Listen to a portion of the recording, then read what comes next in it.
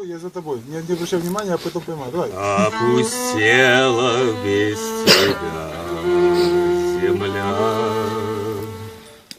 Как мне несколько часов прожить?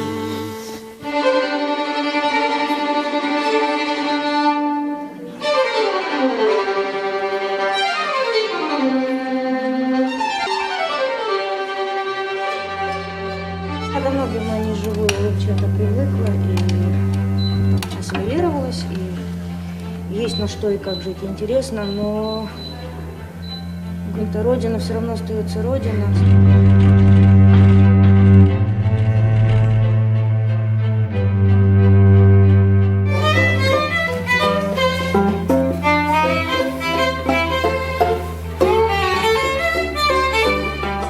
Музыка может помочь, музыка может реально спасти.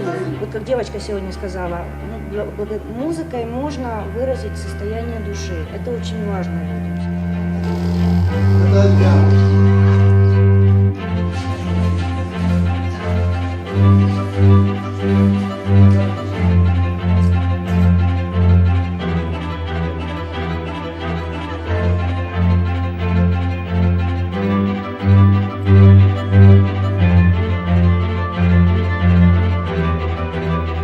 В конце концов, когда закончится война, посредством музыки и искусства люди помирятся, вот, и объединятся опять, и война закончится по-настоящему.